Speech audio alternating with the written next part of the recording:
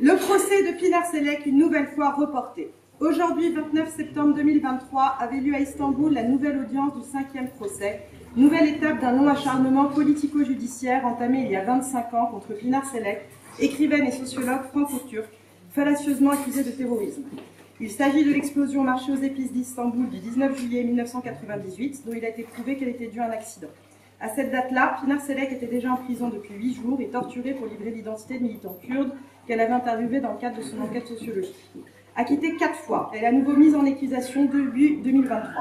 Une première audience de ce 5e procès a eu lieu le 31 mars dernier en Turquie et avait débouché sur un report du procès au prétexte que Pınar Selek devait être présente pour être jugée.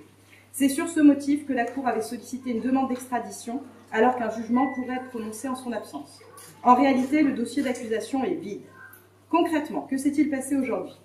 Réunie une nouvelle fois, la Cour criminelle d'Istanbul a reporté à nouveau l'examen du dossier au 28 juin prochain, face à de nombreux soutiens turcs, rejoints comme en mars dernier par une imposante délégation internationale composée d'élus de la République, d'avocats, d'universitaires et chercheurs, d'artistes, ainsi que de représentants d'organisations de défense des droits humains, de syndicats et associations professionnelles d'avocats et de l'enseignement supérieur et de la recherche française, ainsi que de militants. Le tribunal s'est refusé à confirmer pour la 5e fois que Pınar Selek est innocente.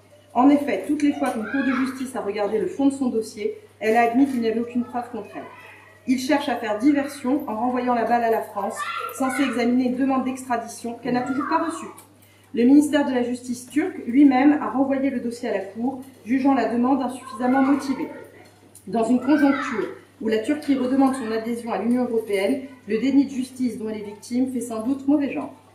Aujourd'hui, la Cour criminelle d'Istanbul s'est donc contentée de déclarer avoir à nouveau transmis la demande d'extradition de Pınar Selek. La France la recevra-t-elle? Interpol attendait en effet toujours en mars dernier les éléments permettant de diffuser une notice rouge contre Pınar Selek. Que comprendre de tout cela?